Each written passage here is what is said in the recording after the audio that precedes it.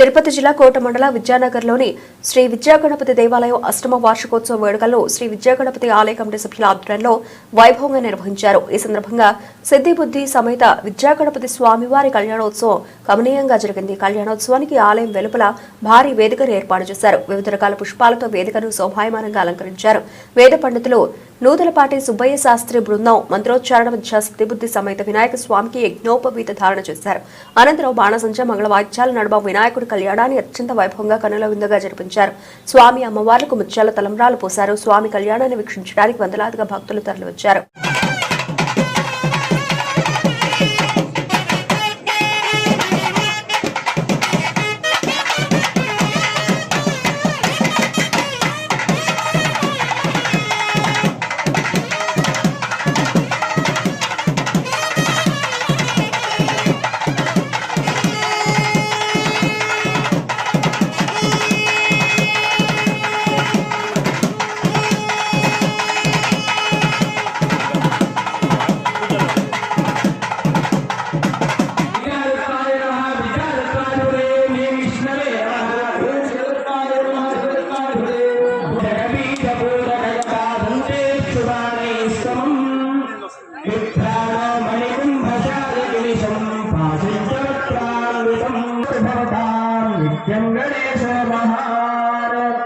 श्री सिद्धिबुद्धि समेत विद्यागणपतये नमः। अध्यायामि आवाहयामि आसनं समर्पयामि पादयोः पाद्यं समर्पयामि हस्तयोः अर्घ्यं समर्पयामि मुखे शुद्धार्घ्यं समर्पयामि शिरसि स्नापयामि शुद्धोदयस्नानम् आभोधिष्ठापयामि अभिवस्त्रा सुवसरान्निर्भावधेनो सुलभा पूजवा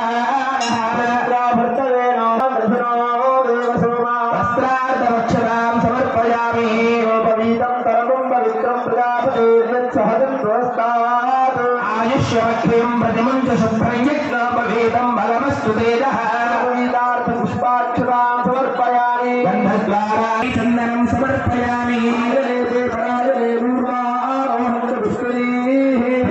पुण्डरे काणिसमुद्रस्य गृहा इमे पुक्षरान् समर्पयामि पुष्पैः अक्षरैः पूजयामि सुखाय नमः ॐ नीलकण्ठाय नमः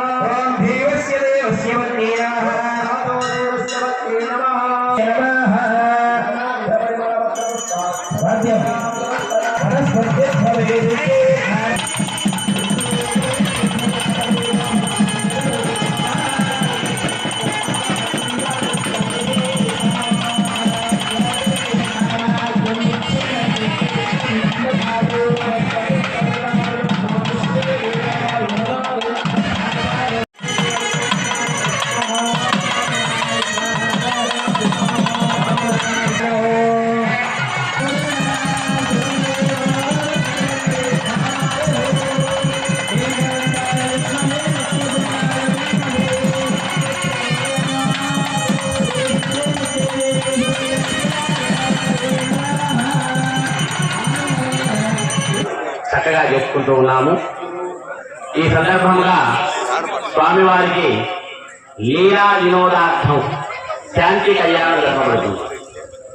లీలా వినోదార్థం శాంతి కళ్యాణము అంటే ఈ కళ్యాణము జరపడం ద్వారా, కళ్యాణం చూడడం ద్వారా, కళ్యాణాక్షతలను ధరించడం ద్వారా సమస్త దోషాలన్నీ కూడా నివారణమైపోయి గ్రామంలో ఉండేటువంటి సమస్త భక్తజనులు దంపతుల యొక్క అంతఃకలహాలు తొలగిపోయి అన్యోన్యమైనటువంటి జీవన యాత్ర చేస్తారు. అందుకోసంగా భగవంతుడికి సంవత్సరానికి ఒకసారైనా శాంతి కళ్యాణం అంటే ఈ కళ్యాణం ద్వారా మనకి శాంతి కలుగుతుంది. మనకు ఉండేటువంటి దోషాలన్నీ కూడా తొలగిపోయి వివాహం కాని వారికి వివాహము, సంతానం లేని వారికి సంతానము, ఉద్యోగము, ఆరోగ్యము ఇవన్నీ కూడా శాంతి కళ్యాణం ద్వారా లభిస్తాయన్నమాట. అదే కాక ఈ సంవత్సరం మొత్తం జరిగేటువంటి కైంకర్యంలో ఏవైనా దోషాలుంటే ఆ దోషాలన్నీ కూడా కళ్యాణం ద్వారా హరించబడతాయిట. అందుకోసముగా ప్రతి దేవాలయంలో సంవత్సరానికి ఒక్కసారైనా స్వామివారి యొక్క కళ్యాణాన్ని జరిపించడం మనకి శాస్త్రానుసారంగా వస్తుంది. ఆకామావై అన్ని మాసాల్లో కల్లా ఆషాఢ మాసము, కార్తీక మాసము, వైశాఖ మాసము, మాఘ మాసము ఈ 4 మాసములు అత్యంత పవిత్రమైనవి, పుణ్యాన్ని ప్రసాదించేవి. అలాంటి పరమ పవిత్రమైనటువంటి ఈ మాఘ మాసంలో సూర్యోదయానికి ముందే స్నానంతో మాఘ వ్రతాన్ని ప్రారంభించాలి. కార్తీక మాసంలో ఎట్లయితే మనం దీపాలు పెట్టామో అదేవిధంగా మాఘ మాస వ్రతం కూడా ఉంది.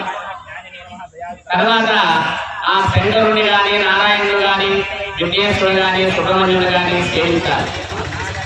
దేవాలయంలో దీపం పెట్టుకోవాలి. కార్తీక పురాణం లాగే మాఘ పురాణం కూడా ఉంది. ఆ మాఘ పురాణాన్ని చదవాలి. ఇది మాఘ మాస వ్రతం అంటారు. అలాంటి పరమ పవిత్రమైన మాఘ మాసంలో ప్రదోష సమయంలో అంటే సాయంకాలం విష్ణువుకి ప్రాతకాల పూజ విశేషం, శివ కుటుంబానికి ప్రదోషకాల పూజ విశేషం. అంటే శివ కుటుంబానికి, శివ పరివారానికి సాయంకాలం పూజ చాలా విశేషం, ఎక్కువ ఫలితాలు ఇస్తుంది. అలాంటి ప్రదోష సమయంలో వినాయక స్వామి వారి యొక్క శాంతి కళ్యాణాన్ని మనం తిలకించడం, జరుపుకోవడం భగవంతుడు అందరికీ ఇచ్చిన ఒక మహాభాగ్యంగా భావిస్తారు. సహజంగా ప్రతిష్ట అయ్యి విగ్రహ కుంభాభిషేకం జరిగిన తర్వాత అంతవరకు బాగానే జరుగుతాయి. తద్వారా కొన్ని సంవత్సరాల పాటు ఇవన్నీ జరగాలంటే కూడా కొంచెం ప్రయాసంతో కూడినటువంటి విషయం. అయినా కూడా భక్తులందరూ సహాయ సహకారాలతో ధర్మకర్తల మండలి కమిటీ వారు, రఘురామరెడ్డి గారు దీక్షతో ఈ కార్యక్రమాన్ని చేసుకోవడం, వారు 8వసారి స్వామివారికి స్వహస్తాలతో ఆ తలంబ్రాలు సమర్పించడం, ఇదంతా కూడా పూర్వజన్మ సుకృతంగా భావించుకోవాలి. స్వామివారి యొక్క అనుగ్రహం ఉంటేనే అంతటి మహాభాగ్యం జరుగుతుందని మన శాస్త్రంలో చక్కగా చెప్పబడుతుంది. అందులో వినాయక స్వామి వారు అత్యంత శక్తివంతమైనటువంటి భగవంతుడు, విఘ్నహరుడు, విఘ్నకరుడు. ఆయన్ని పూజించడంతో ఆ ఏ కార్యమైనా సరే ఆటంకం లేకుండా, ప్రతిబంధకాలు లేకుండా ముందుకు పోతుంది. ఆయన్ని తలుచుకోకపోతే ప్రతి కార్యములందు ఆటంకములు జరుగుతాయి. శాస్త్రంలో స్పష్టంగా చెప్పబడింది. అందుకని పార్వతీ పరమేశ్వరులైనా సరే, మహావిష్ణువు లక్ష్మీదేవి అయినా సరే, త్రిమూర్తులైనా సరే వినాయక స్వామిని ఆరాధించని ఏం పని చేయకూడదని ఒక మహా నిర్ణయం చేశారు. నాటి నుండి నేటి వరకు కూడా ఆది గణపతిగా ప్రథమంగా పూజలన్నీ అందుకుంటూ వస్తున్నారు వినాయక స్వామి వారు. ఈ పరమైనటువంటి మాఘ మాసంలో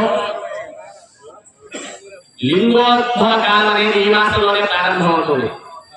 దేవదానవులు క్షీరసాగర మరణం చేసినప్పుడు మందర పర్వతాన్ని ఫలంగా చేసుకుని, వాసుకి తాడుగా చేసుకుని, అది సముద్రంలో మునిగిపోకుండా మహావిష్ణుమూర్తి కుర్మావతారం ఎత్తి దాన్ని మోస్తూ ఉండగా రాక్షసులు, దేవతలు కలిసి చాలా ఆ క్షీర సముద్రాన్ని మరించగా దానిలో నుంచి అనేక వస్తువులు ఉత్పన్నమైనాయి. ఐరావతము, తెల్లటి గుర్రము, బ్రహ్మ, ఊర్వశి, మేనక, అప్సరసులు, మహర్షులు, వేదములు, రత్నములు అన్నీ కూడా ఆ సముద్ర గర్భం నుంచి బయటకు వచ్చాయి. కాసేపటికి హాలాహాలం వస్తుంది. దాని దూరంగానే దేవతలు, రాక్షసులు అందరూ కూడా భయపడిపోయి మారిపోతూ ఉంటారు. కానీ ఆ హాలాహాలం యొక్క వేడి సమస్త లోకాన్ని దహింపజేస్తూ ఉంటే దిక్కుతోచిన స్థితిలో హరహర మహాదేవ శంభో శంకర అని ఆర్తనాదాలు చేస్తారు దేవత రాక్షసులు.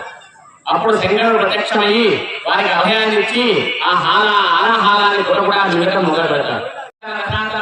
పాతాళాది లోకాలన్నీ భస్మైపోతాయని మీరు విషయాన్ని చేయిస్తున్నారే, మీ కడుపు లోపల భూలోక, భూలోక, సువర్లోక, మహంలోక, జనోలోక, తపోలోక, సత్యలోకాలు 7 లోకాల ప్రజలు ఈ బిడ్డలు కాదా అని ఆ విషయాన్ని అది వాగ్రహణాల సంపర్కం వాగ్రహణ ప్రజలని జగడక్కడము అంటే పార్వతీ పరమేశ్వరం వాక్కులోనే అర్థం ఏ విధంగా నిలిగి ఉంటుందో వాళ్ళ యొక్క సంసార జీవనం ఆదర్శ దాంపత్య జీవనం అంటే పార్వతీ పరమేశ్వరం చెప్పారు. అంటే ఆదర్శము అంటే చాలా గొప్పది. స్వామివారికి 5 కుమారులు ఉన్నారు. వినాయకుడు, సుబ్రహ్మణ్యుడు, అయ్యప్ప, ఆంజనేయ స్వామి, వీరభద్ర స్వామి. ఇద్దరు కొడుకులు ఉన్నారు, 2 కూతురు ఉన్నారు, అల్లుళ్ళు, మనవళ్ళు, మనవరాళ్ళు. ఎంత పెద్ద కుటుంబం! నందీశ్వర, మృగేశ్వర, చండీశ్వర, ముండికేశ్వర, అమరేశ్వర, విమలేశ్వర, సూలేశ్వర, పరమేశ్వర జీవనము ఉన్నారు. అంతటి పరమ పవిత్రమైనటువంటి జీవనం గలవాడు పార్వతీ పరమేశ్వరుడు. అందుకే ఆమె కంఠం కట్టుకుంటుంది. ఆ విషయమంతా కూడా స్వామివారి యొక్క కంఠంలోనే ఉండడం వల్ల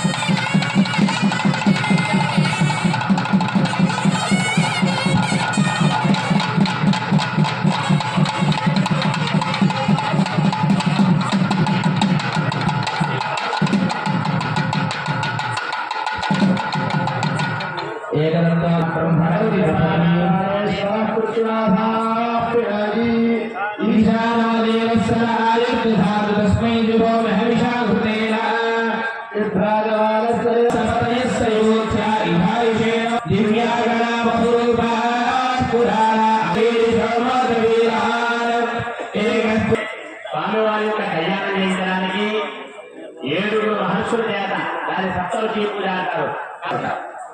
ఆ మహర్షులు స్వామివారి యొక్క కళ్యాణాన్ని దేదీప్యమానంగా చేయిస్తూ స్వామివారి యొక్క గొప్పతనాన్ని గురించి, అంటే ఏదైనా మనం ఒక వివాహ సభలో మాట్లాడుకునేటప్పుడు అన్ని విధాలుగా చూస్తాం.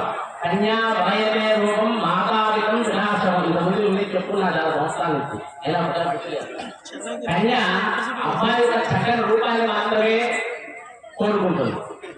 తల్లి అమ్మాయిని బంగారు ముద్దుగా పెంచుకున్నాము అని అన్ని రకాలైనటువంటి వసతులు, అంటే ముఖ్యంగా గృహము, వాహనము, పరివారం అవన్నీ చూస్తుంది.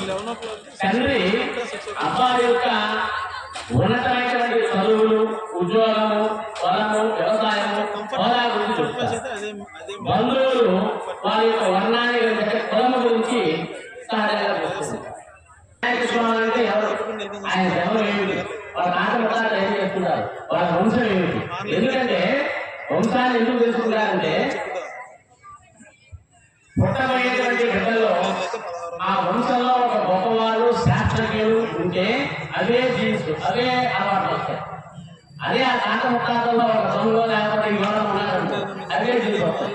అందులో 3 తరాలు ఉన్నారన్నమాట. చూసి అబ్బాయి కానీ అమ్మాయి కానీ చూపించుకోమన్నారు. ఒక కాస్తంలో చెప్పండి చెప్తున్నాను. అందుకోసంగా 7 ఏడంటే అసత్యం. ఎప్పుడు आदिवन्दिना गृहीत्वा प्रसुत्पन्ताधियसारस्य सक्षयमरेभिर्वरागुम् अभिषुप्रसीदता अस्माकमिन्द्र उभयं कृतोषति यत्सौम्यस्यान्धतोर्वोधति अरोक्षरा अजवस्सन्तु पन्थाये भिस्सखा योनिन्ति मावदेयम् समर्यमा सम्पगो नो गिरीयात् सञ्जाः सत्यभूतु यममस्तु देवा हरिद्रा भूगोः అంటారు. మధు అంటే తేనె, పక్కము అంటే పెరుగు వేయడం గేల. పూర్వకాలంలో వివాహం 27 రోజులు చేసేవాళ్ళు, ఇప్పటికీ చేస్తున్నారు. 27 రోజులు వివాహం. ఎక్కడ చెప్పగలరా ఎవరైనా? చెప్తే మీకు స్పెషల్ ఆశీర్వాదం ఉంటుంది. 27 రోజులు వివాహం చేసేవాళ్ళు మొదలుకున్నాడు మనకి దగ్గరలోనే. అదే బ్రహ్మోత్సవాలు కాణిపాక వినాయక స్వామి, వెంకటేశ్వర స్వామి కూడా 9 రోజులే. 27 రోజులు బ్రహ్మోత్సవాలు చేస్తారు. 27 వాహనాలు. అంటే పూర్వంలో చెప్పబడినటువంటి శాస్త్రం కాణిపాకంలో జరుగుతుందన్నమాట అనాదిగా. ఆ 27 రోజులు ఈ వధువులిద్దరూ కూడా ఆహారాన్ని తీసుకోండి, దీక్షలో ఉంటారు. అందుకని వధువులకి శక్తి పొందేదానికి, వీర్య బుద్ధి వచ్చేదానికి ఈ మధుపర్కము అనేటువంటి ప్రధానాన్ని విలేదన చేస్తారు. చక్కగా ఇప్పుడు స్వామివారికి వినాయకుడు చేస్తారు. प्रजाये महिरुद्र प्रजाभिः देवावभ्रवशभवेदिका यथा देवनश्रूर्णो रुद्रेण भोजि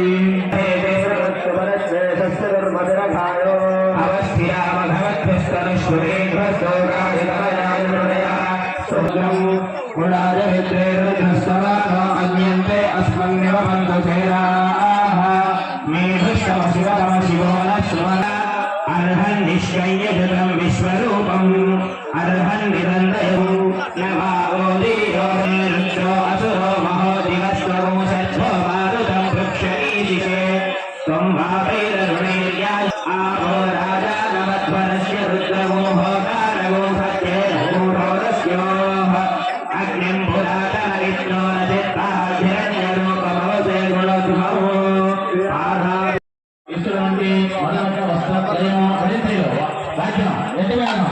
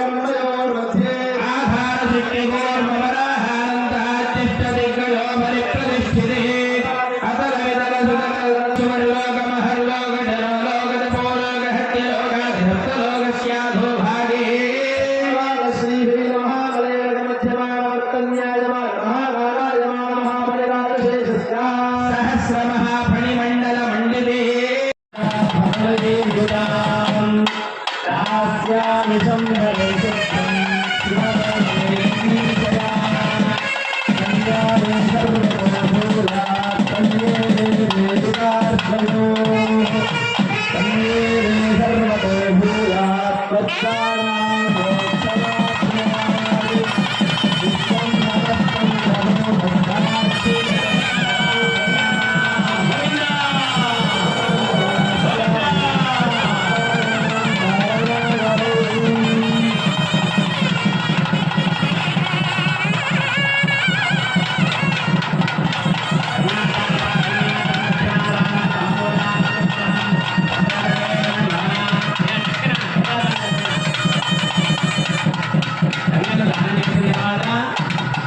కన్యాదాన సాధ్యం వాళ్ళు ఏదైనా ఒక వ్యాపారము వ్యవసాయం ఏదో చేసుకోవాలి, అందుకు సోమవారికి ఇస్తారనమాట. కన్యాదాన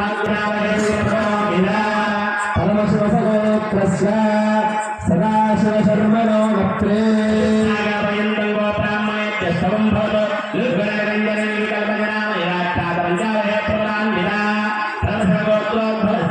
మహాదేశ్వర శర్మణ పౌత్రాయ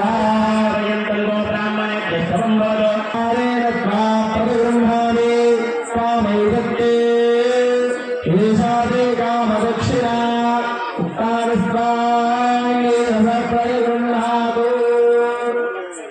ప్రారంభమైంది. ఇప్పుడు చక్కగా లగ్నాష్టకాలు చెప్పబోతూ ఉన్నారు, మంగళాష్టకాలు చెప్పబోతూ ఉన్నారు. అంటే స్వామివారి యొక్క వివాహం సందర్భంగా త్రిమూర్తులు సమస్త సృష్టిని కూడా శాసించారు. స్వామివారి యొక్క కళ్యాణం జరుగుతుంది, మీరందరూ ఒకరికి రావాలి. మహావిష్ణువు చేస్తున్నాడు, ఓ నవగ్రహాలారా మీరు ఉత్తరాలు నదీలో, అంటే ఈయన వల్లే కదా నదులు వచ్చింది, ఆ నదులు రావడం వల్లే కదా మన పాపాలను పోగొట్టుకుంటున్నాం. ఇప్పుడు కుంభమేళా జరుగుతుంది. కుంభమేళా అంటే ఏమిటి? అమృతాన్ని తిరిగేటప్పుడు ఆ అమృత బిందువులు భూమి పైన నాలుగుతూ ఉంటాయి. హరిద్వారు, ప్రయాగరాజు, నాసిక్, ఉజ్జయిని, ఈ 4 చోట్ల పడుతుంది. ఆ నదుల్లో పట్టడం వల్ల ఆ నదిలో ఉజ్జయినిలో కృష్ణా నది, నాసిక్లో గోదావరి, త్రివేణి సంగమం, గంగా యమునా సరస్వతి, ఆ నదులు పూజలని. ఆ నదుల రూపాధారాన్ని కన్నెవరు? వినాయకుడే. వినాయక పూజ చేయడం వల్ల నగరం వల్ల వాళ్ళకి ఆ నదులు వస్తున్నాయి. వాళ్ళ నదులు ఎత్తడం వల్ల మన పాపాన్ని పరిహారం చేసుకుంటున్నాం మనం. అన్యక్షేత్రే కుటుంబాభం మరణాశ్చాన్ని వస్తుంది. ఎవరైనా సరే జాతకం బాగుండి కూడా వాళ్ళకు పనులు కాకపోతుంటే, వివాహాలు కాకపోతుంటే వాళ్ళు ఎక్కడికి పోవాలంటే కాశీ పోవాలి. జాతకం బాగుంది కానీ వాళ్ళకి ఏమీ కలిసి రాట్లా. కాశీ పోయి కాశీ గంగలో కానీ స్నానం చేసి విశ్వనాథులు కానీ దాచామంటే ఆ పాపాలు అన్నీ పోతాయి. వీళ్ళు పాపం చేయకపోయినా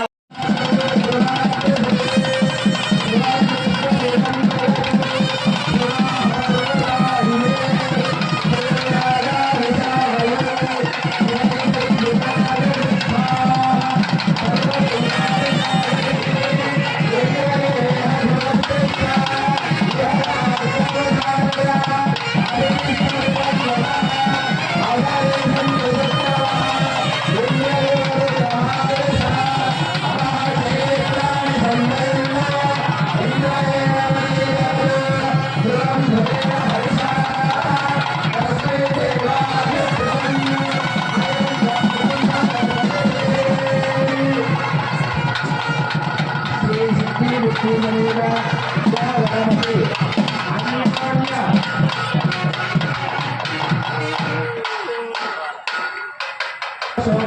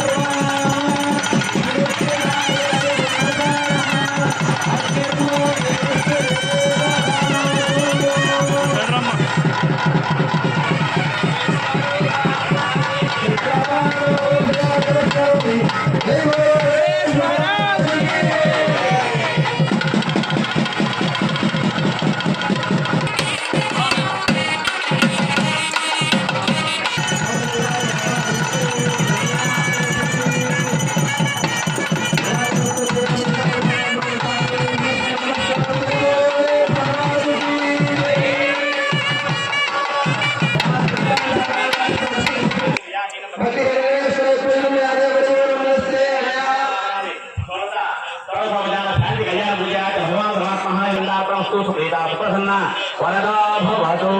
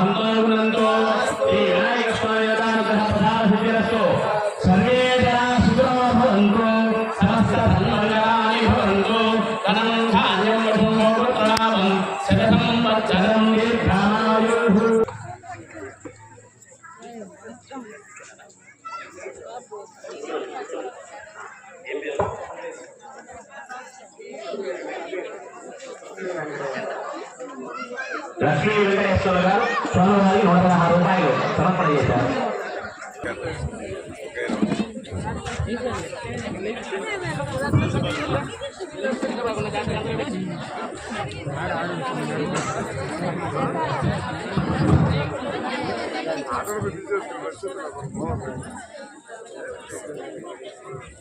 Gracias.